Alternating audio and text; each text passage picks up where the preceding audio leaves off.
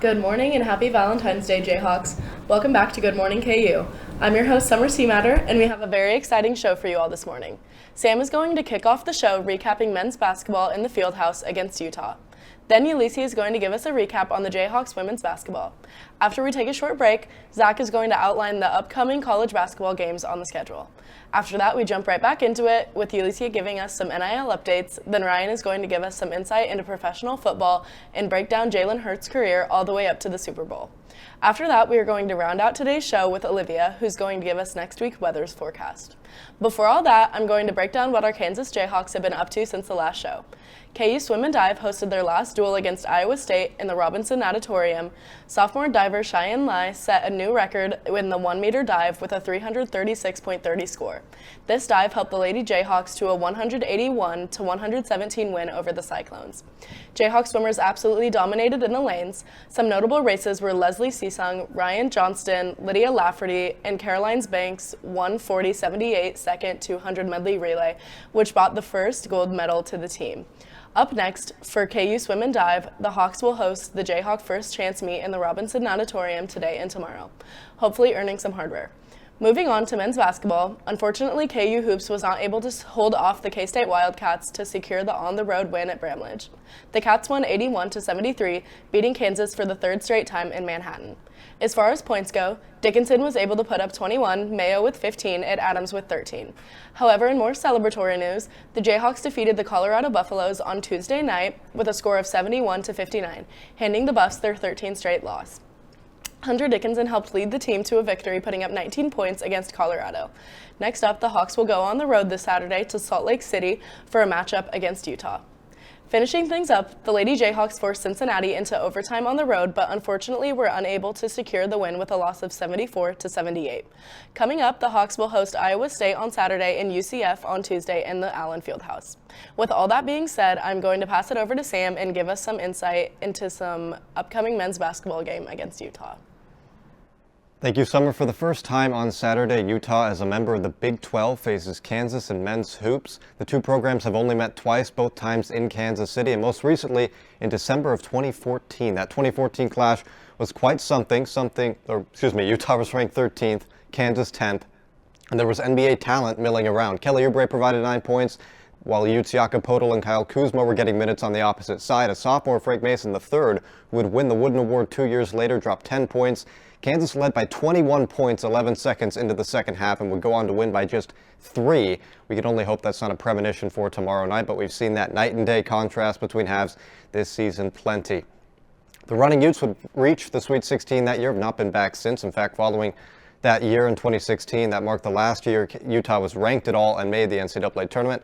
Let's lay the groundwork now for Saturday. Utah just wrapped up a 2-game road trip and returned with 2 L's hung on their head, courtesy of West Virginia and Cincinnati. Kansas is now in the middle of an easier stretch of games before closing out the regular season with a 3-team gauntlet of Arizona, Houston, and Texas Tech, all currently ranked. It seems that as Kansas struggles to string together stretches of quality, this lighter portion of the schedule, what started with an 11-point triumph at home versus a wind-starved Colorado, has a chance to generate some serious momentum. Utah won't be a pushover, though, especially at home, where they are 12-3 this season, 4-2 in conference. Certainly no place like home and no player like Gabe Matson or Mike Sharvjamps for Utah. These will be the key players to subdue for Kansas. And let's start with Mike, also known as Mongolian Mike, hailing from Mongolia's capital, Ulaanbaatar. Introduced to the game by his father, who's a former Harlem Globetrotter known as the Mongolian Shark, Mike Sharvjamps has risen to icon status back home. He became the first Mongolian to receive a D1 athletic scholarship and stands at 6'9" as a guard. Yes, a guard. The junior transferred over for this season from San Francisco. He is a smooth runner in transition and an excellent passer. One of the primary targets of those passes is a fifth-year baller, Gabe Matson. This man is a three-point chucker. Just over 70% of Gabe's shots are threes. He went 8 for 22 versus Cincinnati on Tuesday and tied a season-high 28 points.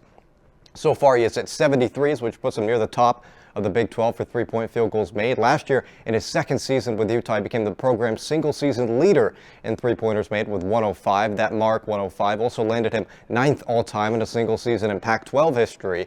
Matson averages over 15 points per game and nearly 6 minutes more playing time than anyone else. Here were some of the shots he was sinking against Cincy. He lives for the high ball screen to get free. He did admit down the stretch that he cooled off, settled for some shots at times. Off-ball movement's great as well.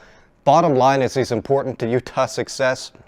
He'll be a critical player to keep quiet tomorrow night. By the way, Gabe plays with his twin brother Mason, who vlogs their away trips on YouTube. Keep an eye for that fun link up on Saturday. As for Kansas, the one word is inconsistency. It is easy to forget that this team was preseason #1 and beat Duke. Bill Self constantly talks about bringing energy, something even more critical for a late tip at 9 Central on the road. KU will be spending 5 days in Utah. A great chance for some team bonding and hopefully 2 wins. Ulysia has the women's basketball recap next. Thanks, Sam. Not a lot of women's basketball has happened within the past week, as our girls get to take a much-needed break before we hit the ground running on Saturday. Last time we saw the girls, our Jayhawks fell 78-74 after an intense game versus Cincinnati. We managed to keep the score neck and neck, outscoring the Bearcats in the second and once again in the fourth. However, the girls fell short to a hard-fought overtime, being outscored 9-5. Elle Evans had an astonishing game, dropping 30 points and led the team with 3 offensive rebounds, while Samaya Nichols was able to score 17 against the Bearcats and had 4 assists. Keep your heads high though, Jayhawks. Tomorrow the girls will go head-to-head versus Iowa State at 4.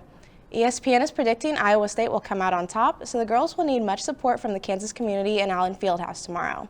If you can't attend the game in person, be sure to tune in on ESPN+. That's all I have on women's basketball. I'll go ahead and toss it over to Summer. Thank you, Sam and Alicia. I think we are all anxious and excited to see how the Jayhawks perform this Saturday in Salt Lake City. We'll be right back after this short break. Where you go to college makes a statement about you. This place will become a part of you, your identity for life.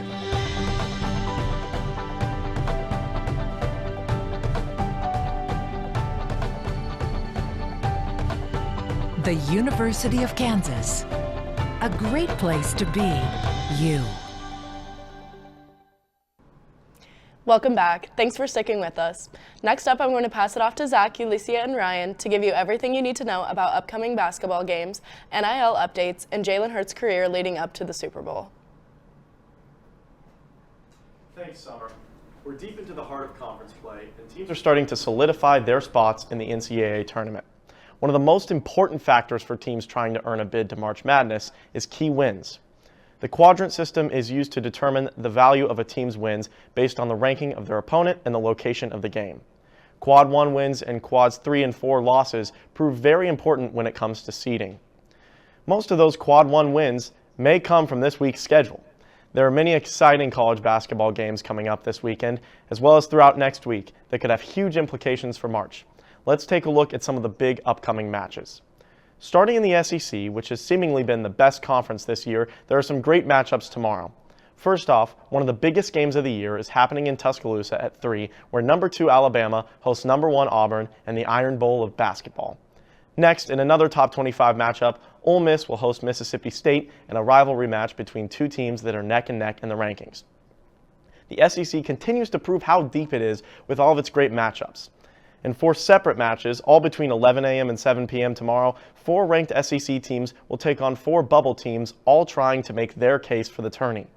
Texas A&M hosts Arkansas, Tennessee hosts Vanderbilt, who has already had a record of upsets and has already beat them this season. Georgia will host Missouri, and Texas hopes to add to its list of big wins against Kentucky. As we go into next week, 2 more big top 25 matchups catch my eye, including A&M at Mississippi State on Tuesday and Bama at Mizzou on Wednesday. Though the SEC is arguably the deepest conference, the Big 12 is also making its case. Tomorrow, Houston travels to Arizona for an exciting ranked match. Baylor hosts West Virginia, Iowa State hosts Cincinnati, and the night wraps up with BYU playing K-State, who has actually won 6 games straight. Then during the week, we get great games such as Arizona at Baylor, KU at BYU, and Cincinnati at West Virginia. The Big Ten also has a lot of great teams. There's even a game tonight between UCLA and Indiana that will be a big conference win for whichever team is victorious. On Saturday, number 16 Wisconsin plays a big road match at Mackey against number 7 Purdue, with both teams in the front running for a Big Ten title. Also on Saturday, Michigan State takes on the Fighting Illini in Champaign. To wrap up the weekend, Michigan takes on their rival, Ohio State. During the week, Wisconsin will take on Illinois, Purdue will travel to Michigan State, and bubble teams Nebraska and Oregon will play huge road matches against Penn State and Iowa, respectively. Lastly, the Big East has some great upcoming games as well. Creighton is red hot, and they travel to St. John's on Sunday to take on Rick Pitino's Red Storm. Then on Tuesday, the reigning champion UConn Huskies host Villanova, who's trying to keep their postseason hopes alive. Finally, here are some of the bubble teams I have my eye on and I think have the best chance of getting in the tournament. I really like Georgia and Texas's chances in the SEC, BYU and West Virginia in the Big 12, Nebraska and Oregon in the Big 10, and North Carolina and Villanova in their respective conferences. Naturally, it's not likely that all of those teams will make it in, but we will just have to wait and see. That's all I have for college basketball. Now over to Ulicia for an NIL update. Thanks, Zach. As we know, name, image, and likeness comes from three main characteristics: exposure, performance, and influence. On Tuesday, On3 has used their highly accurate algorithm to predict the top 10 female student athletes taking advantage of NIL. At the top of the list includes LSU's Livy Dune and Flau'jae Johnson, who have been no strangers to benefiting from NIL. Dune is estimated to be making $4.1 million and Johnson $1.5. Other notable candidates include Donald Trump's granddaughter Kai Trump, who is committed to the University of Miami. Trump is estimated to be making $1.2 million to play golf for the Canes. Another rising star on this list is UNC commit Anna Frey. Frey is expected to be making around $681,000 to play tennis for the Tar Heels. Alabama wide receiver Ryan Williams announces an NIL partnership with Sally Hansen just ahead of his 18th birthday. Williams has been known for painting his fingernails since high school and joins NBA rookie Jared McCain, who is also in partnership with the nail polish brand. Besides his style choices, Williams has not been a stranger to big NIL deals, currently holding one with Fortnite and EA Sports, and is said to have an NIL valuation of about $2.3 million. Heisman Trophy winner Travis Hunter joins new shoe deal with Hey Dude ahead of the NFL Combine as the shoe brand's first ever NFL draft prospect. Hunter has been a longtime fan of the shoe brand and will be featured in their new global campaign, Unlike Anything. Hunter is currently in a long-term partnership with Adidas that will include his on-field cleats while in the NFL. However, Hey Dude is focused more on off-field appearances in the months leading up to the NFL draft. That's all I have on NIL updates. I'll go ahead and pass it over to Ryan. Thanks, Ulicia. As the NFL season came to a close this past Sunday, it was bittersweet for all football fans. While people do turn on their TVs every Sunday for 18 weeks and watch their favorite team, what we all love about sports is the journey and roller coaster rides it takes fans and players on. For some, the journey makes the glory all the more sweet when it finally arrives. Jalen Hurts won his first Super Bowl as an NFL quarterback, but that's not the point of this segment. It's about the long and difficult road that Hurts took to become one of the best in the game. As a diehard college football fan, I always love seeing players I watched and closely followed perform in the NFL. Ironically, this Eagles team has a lot of them. Devontae Smith, Cooper DeJean, Jalen Carter, Saquon Barkley, and of course, Jalen Hurts. But how did the newly crowned Super Bowl MVP get to this point? Let's take a trip down memory lane, not only for college football fans, but for sports fans as a whole. In 2015, Jalen Hurts committed to Alabama as a four-star recruit in the class of 2017 out of Channelview High School, just outside of Houston. The Tide had won a national championship the year before, but quarterback Jake Coker was out of eligibility before the freshman made it to campus. Nick Saban gave Hurts the nod as QB1 right out of the gate, and it paid off. Alabama ran the table in the regular season, going 12-0, most notably thumping eventual Rose Bowl champion USC in Week 1 and Florida in the SEC championship game. The Tide would put up a 50 spot in both games. Jalen Hurts' first season in Tuscaloosa ended in heartbreak as Clemson and Deshaun Watson beat Alabama 35-31 in an instant classic, scoring a game-winning touchdown with 1 second left on the clock. Hurts did everything he could to bring home a title his freshman season as he would score a go-ahead touchdown with about 2 minutes left, but Watson and the Tigers would ultimately respond and bring home Dabo Swinney's first national championship. 2017 was like deja vu for Hurts in the juggernaut Alabama program.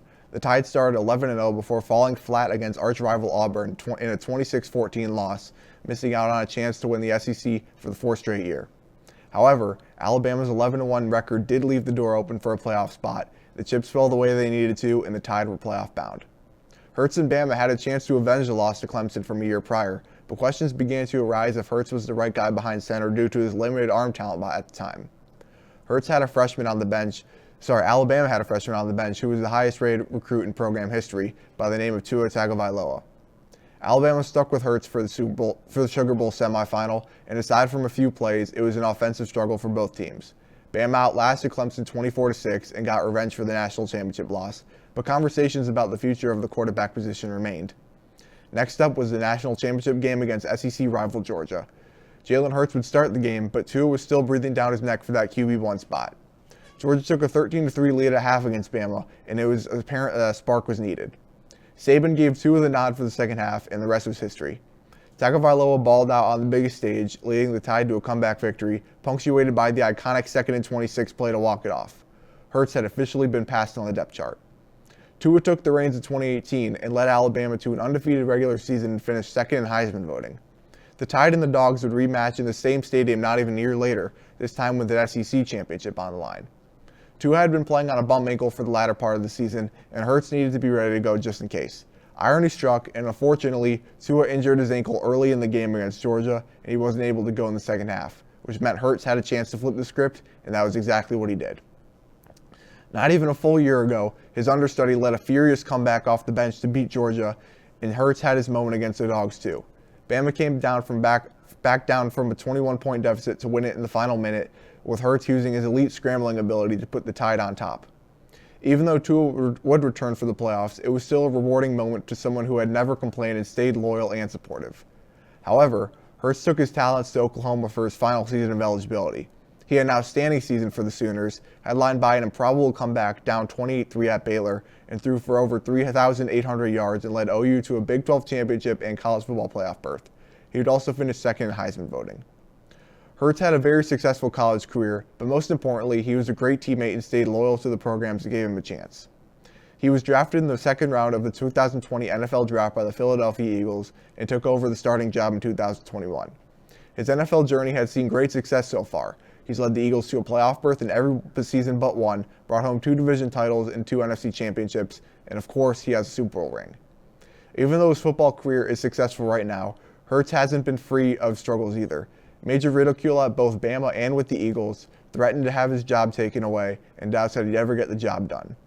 It's a lesson that every sports fan and athlete can take away. In an era of bag chasing and thinking the grass is greener, loyalty and development still matter. People like Jalen Hurts have stayed the course through the ups and downs, and it's paid off. What will the future hold? That is unknown, but I hope when we celebrate Hurts' great accomplishments, we remember what matters most.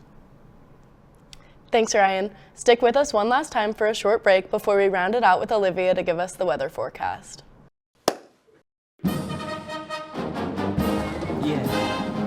Yeah, I always just clap at this part.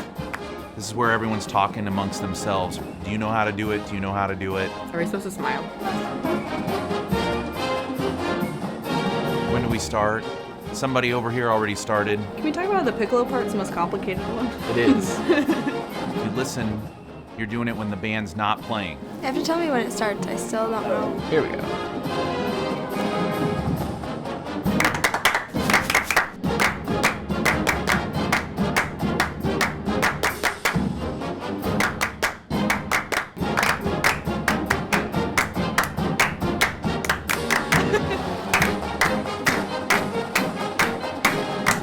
Just clapping now.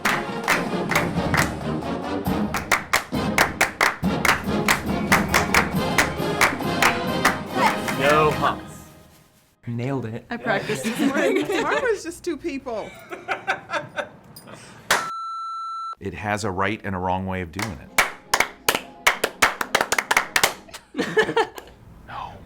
No. Wrong. I like my way better.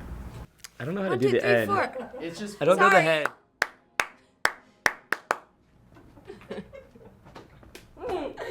It's hard by yourself. Welcome back to Good Morning KU Sports. Now, we have been in the full swing of things with winter weather over the past week, and we are going to continue to see more winter weather this weekend. We are looking at 2 different rounds of storms happening, rain and snow this weekend, as well as another potential winter storm early next week. And we're also going to see another cold snap that's going to bring really cold air towards the end of this coming week. But first, taking a look outside right now, it's pretty gloomy and overcast. We have a lot of high clouds in the area, not seeing much sun right now. Currently it's 29 degrees, feels around 15 degrees.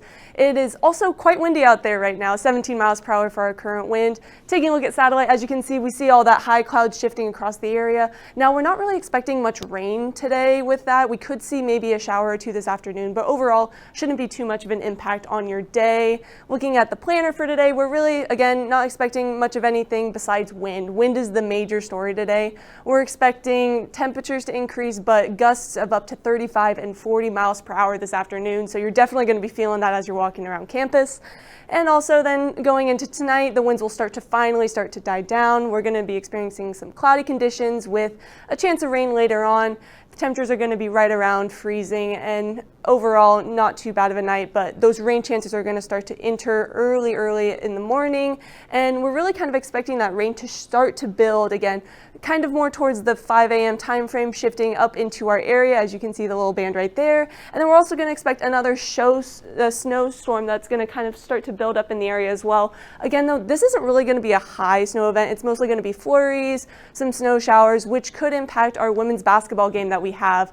We're looking at a chance of about 40% chance of rain and snow towards the beginning of the game and tip off, and then towards the end of the game, it's going to be mostly that snow band that we're seeing. Temperatures are going to be right around freezing for the entire time, so make sure you're prepared if you're heading out to the game. Make sure you have your snow brush just in case you need it for your car.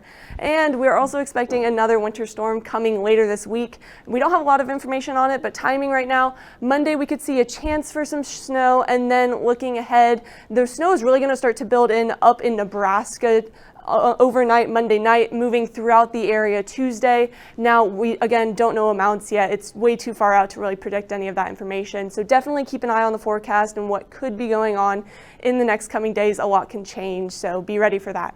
Looking at our sporting events going on, the main events that we're worried about right now for any kind of weather impacts is going to be track and field. This weekend they have a chance for some showers tomorrow, as well as women's softball. They have a chance for some showers today in Long Beach, and a little bit early next week, our women's tennis team could see some rain showers as they go up against Clemson. And for our women's basketball team against UCF Tuesday night, that's when we're going to see the end of that winter storm. So definitely going to be a lot colder and a good chance for snow if you're going to that event as well. And taking a look at our 7-day forecast, we are really expecting temperatures to cool down quite a bit this weekend. It's going to dip right back down to the teens, and we're going to start to see as that snowstorm pushes through Monday and Tuesday, it's going to really drop off temperature-wise. We are looking at lows of 0 and well below 0 towards the end of next week. So have that in mind as you're preparing for classes next week. Summer? Thank you all for watching this week's Good Morning KU. Make sure to tune into Playmakers at 12 today and run it back on Monday at 1. Have a safe weekend, and as always, rock chalk.